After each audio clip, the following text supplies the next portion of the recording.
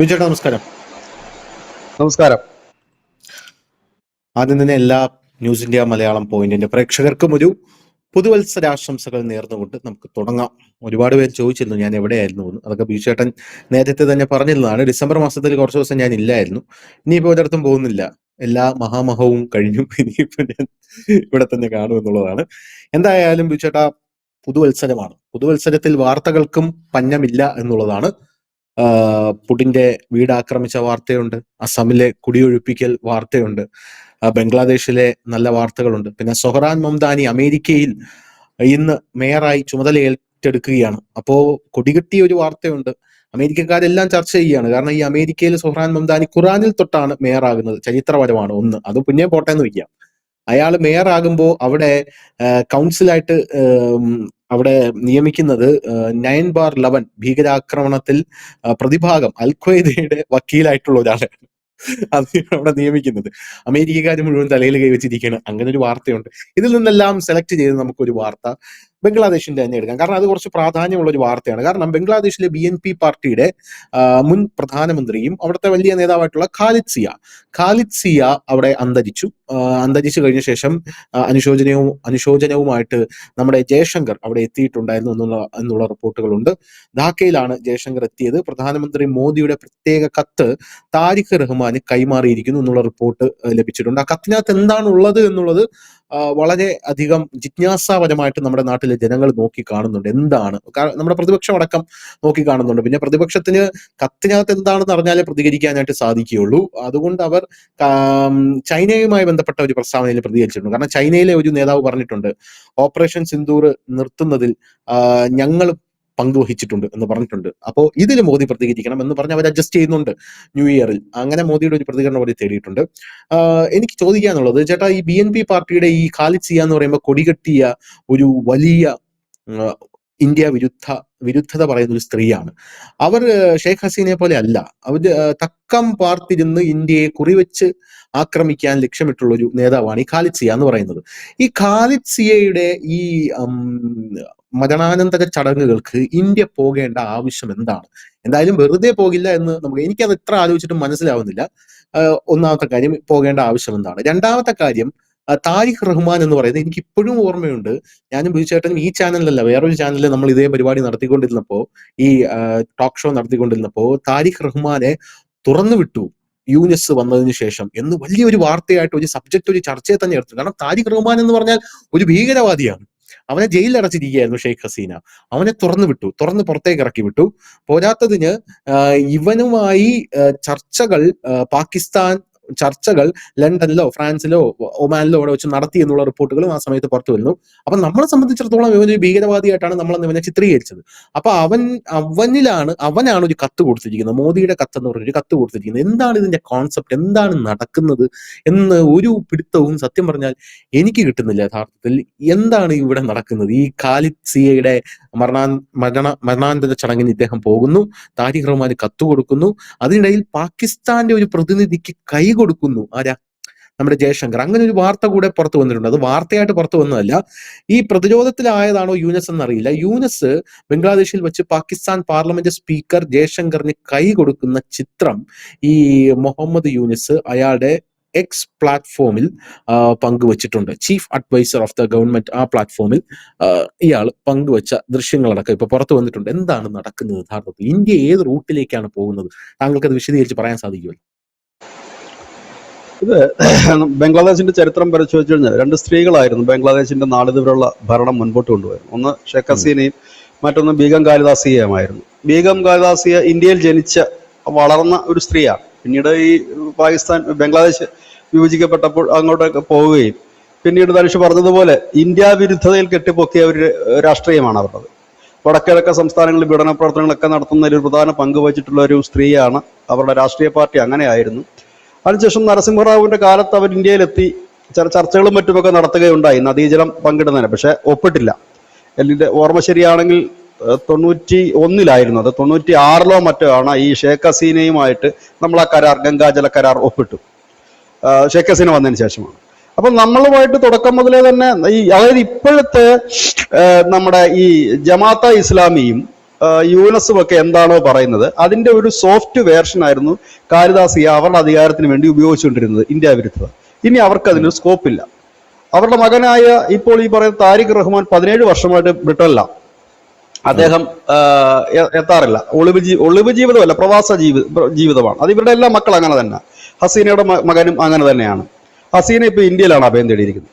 അപ്പൊ ഈ ഒരു സാഹചര്യമുണ്ട്. കഴിഞ്ഞ ദിവസം കൊൽക്കത്തയിൽ ശ്രീ മോഹൻ ഭഗവത്, RSSന്റെ തലവനായിട്ടുള്ള സർസംഘചാലകൻ മോഹൻ ഭഗവത് പറയുകയുണ്ടായി, ഇന്ത്യ ഗവൺമെന്റ് ഒരു വലിയ നടപടികളിലേക്ക് നീങ്ങുകയാണ്. ഇപ്പോൾ തനിക്കത് വെളിപ്പെടുത്താൻ കഴിയുകയില്ല. പക്ഷെ അതുവരെ തനിക്ക് ബംഗ്ലാദേശിലുള്ള ഹിന്ദുക്കളോട് പറയാനുള്ളത്, നിങ്ങൾ ഒറ്റക്കെട്ടായി നിലകൊള്ളണം. ലോകത്തെമ്പാടുമുള്ള ഹിന്ദുക്കളോട് പറയാനുള്ളത്, നിങ്ങൾ അവർക്ക് പിന്നിൽ ഒറ്റക്കെട്ടായിട്ട് സാമ്പത്തികം മാത്രം സഹായിച്ചാൽ പോരാ, മാനസികമായും അല്ലാതെയും നിങ്ങൾ ഒറ്റക്കെട്ടായി നിൽക്കണം. കാരണം ഇതിനൊരു പരിഹാരം ഉടൻ വരുമെന്ന് താൻ പ്രതീക്ഷിക്കുന്നു എന്ന് പറയുന്നു. RSSന്റെ ഒരു മേധാവി വെറുതെ അങ്ങനെ ഒരു വാക്ക് പറയുമെന്ന് നമുക്ക് കരുതാനാകില്ല. പ്രത്യേകിച്ച് അവരുടെ കൂടെ പിന്തുണയിൽ ഭരിക്കുന്ന ഒരു കേന്ദ്ര സർക്കാർ, അല്ലെങ്കിൽ അവരുടെ കൺട്രോളിൽ നിൽക്കുന്ന ഒരു കേന്ദ്ര സർക്കാർ ഉള്ളപ്പോൾ അവരത് വെറുതെ പറയില്ല. അതിനുശേഷം കുറച്ച് ദിവസങ്ങൾക്ക് മുമ്പ് നാം ബംഗ്ലാദേശിൽ നിന്ന് കേട്ട വാർത്ത, അവിടെ BJP രൂപീകരിച്ചു എന്നൊരു വാർത്തയാണ്. അതായത് ഈ ഏപ്രിൽ മാസത്തിൽ ബംഗ്ലാദേശിൽ ഒരു രാഷ്ട്രീയ പാർട്ടി രജിസ്റ്റർ ചെയ്യുന്നു. അത് BJP എന്നല്ല, അതിന്റെ മുഴുവൻ പേര് ബംഗ്ലാദേശ് മൈനോറിറ്റി ജനതാ പാർട്ടി എന്നാണ്. പക്ഷെ അവരുടെ പ്രകടനങ്ങളിലും മറ്റുമൊക്കെ BJP എന്നാണ് പറയുന്നത്. ഒപ്പം തന്നെ അവരുടെ ഈ ഫ്ലാഗിനകത്തും ഈ BJPയുടെ കളറുകൾ തന്നെയാണ്. ഒപ്പം തന്നെ അവർ BJP എന്ന് പറഞ്ഞുകൊണ്ട് തന്നെയാണ് പോസ്റ്റുകളും മറ്റുമൊക്കെ അവരുടെ സോഷ്യൽ മീഡിയയിൽ ഇടുന്നത്. BJP എന്ന് പറഞ്ഞാൽ അതിനൊരു M അതിൽ സൈലന്റ് ആയിട്ടാണ് അവർ കാണുന്നത്.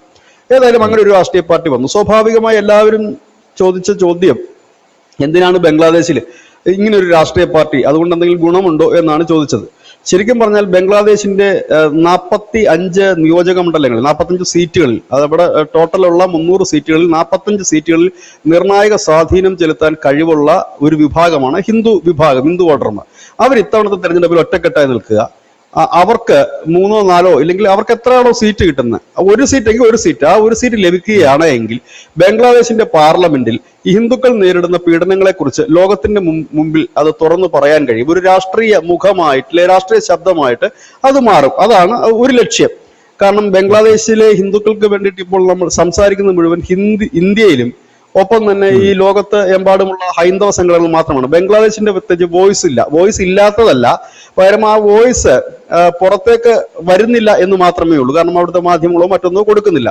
പക്ഷെ ഒഫീഷ്യലായിട്ട് അവരുടെ ഒരു പൊളിറ്റിക്കലി അവർക്ക് ഒരു പ്രാതിനിധ്യം ഉണ്ടെങ്കിൽ സ്വാഭാവികമായി അത് ലോകരാജ്യങ്ങളെ എത്തിക്കുന്നതിന് വേണ്ടി കഴിയും. ഒപ്പം തന്നെ രാഷ്ട്രീയ നീക്കങ്ങൾ നടത്തുവാൻ കഴിയും. അതായത് ചർച്ചകളും മറ്റുമൊക്കെ നടത്തുവാൻ ഇന്ത്യ ഗവൺമെന്റിന്റെ കൂടെ സപ്പോർട്ടോടെ അവർക്ക് കഴിയും.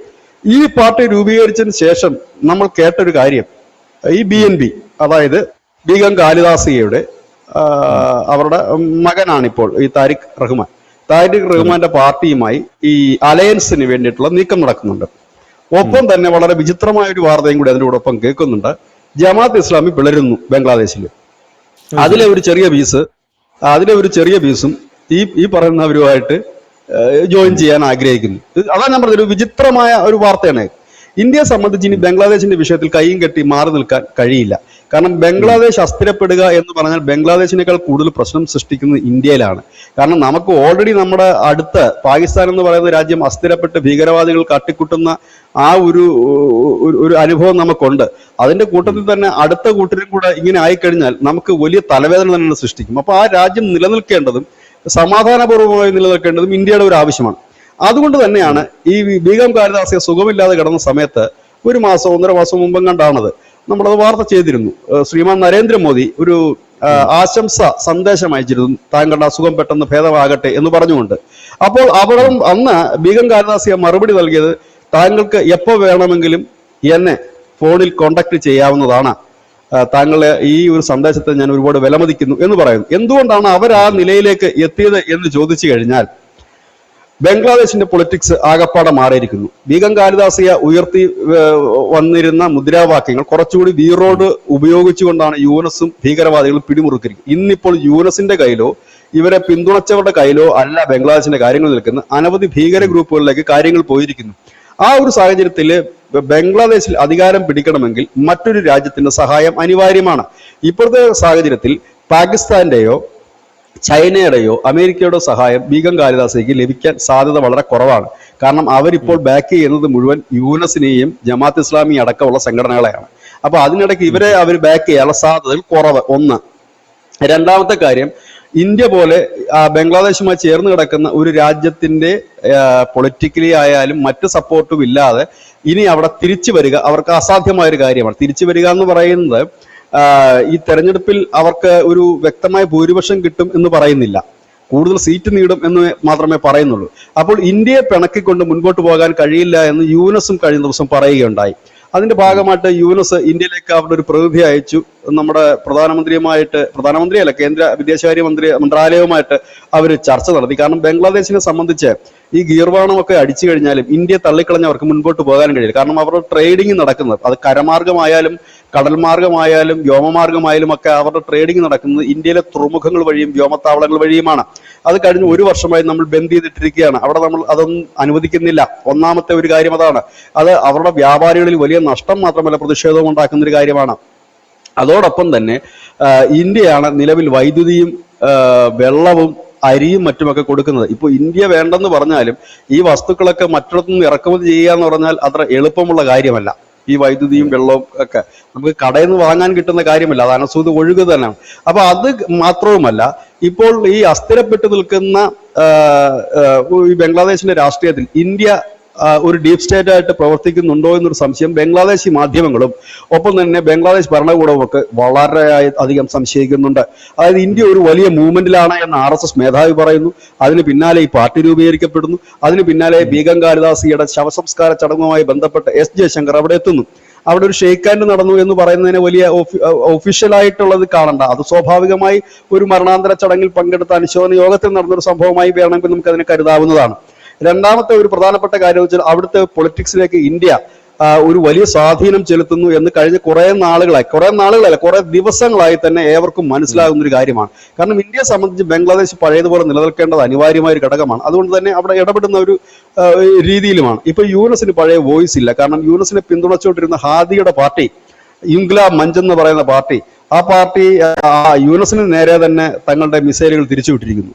യൂനസ് ആണ് തന്റെ സഹോദരനെ കൊന്നതെന്ന് ഹാദിയുടെ സഹോദരൻ തന്നെ വന്ന് പറയുന്നു.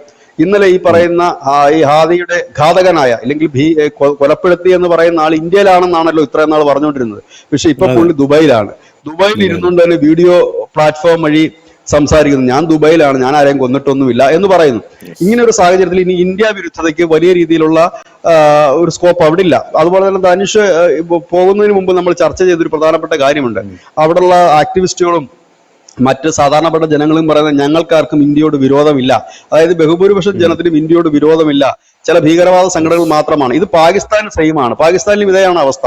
സാധാരണപ്പെട്ട ജനത്തിന് ഇന്ത്യയോട് വിരോധമില്ല, ഇന്ത്യയുമായിട്ട് എങ്ങനെയെങ്കിലും ഒത്തുപോകണമെന്നാണ് ആഗ്രഹിക്കുന്നത്. അങ്ങനെ കലങ്ങി മറിഞ്ഞു നിൽക്കുന്ന ഈ സാഹചര്യത്തിൽ ബംഗ്ലാദേശിൽ ഒരു അരക്ഷിതാവസ്ഥ രൂപപ്പെടുകയും BNP എന്ന് പറയുന്ന രാഷ്ട്രീയ പാർട്ടി അവിടെ ഏകദേശം അടുത്തെത്തുകയും മറ്റേതെങ്കിലും പാർട്ടിയുമായി തട്ടിമുട്ടി ഭരണത്തിൽ മുൻപോട്ട് പോവുകയും ചെയ്താൽ അവരെ ആദ്യം പിന്തുണച്ചെത്തേണ്ട രാജ്യം ഇന്ത്യയാണ് എന്നുള്ളത് ഈ പറയുന്ന താരിഖ് റഹ്മാൻ ആരും പറഞ്ഞു കൊടുക്കേണ്ട കാര്യമില്ല. പൊളിറ്റിക്സ് കുട്ടിക്കാലം തൊട്ടേ കണ്ടുവരുന്ന ആളാണ്. അത് ഐക്യരാഷ്ട്രസഭയിലായാലും മറ്റുള്ളിടങ്ങളിലായാലും ഒക്കെ.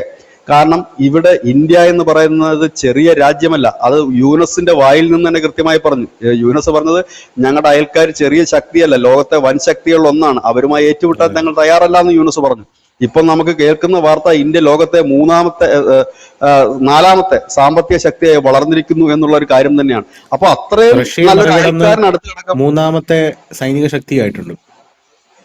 റഷ്യ മറികടന്ന് 3ാമത്തെ സൈനിക ശക്തിയുമായിരിക്കുന്നു. അപ്പൊ ഇങ്ങനെ വന്നു കഴിയുമ്പോഴത്തേനും അത്രയും വലിയൊരു നല്ലൊരു അയൽക്കാരനെ കളഞ്ഞു കുളിച്ചിട്ട് മുൻപോട്ട് പോകാൻ പൊളിറ്റിക്സ് അറിയാവുന്നവർക്ക് കഴിയില്ല. യൂനസ് ഒന്നും പൊളിറ്റിക്സ് അറിയാവുന്നവരല്ല.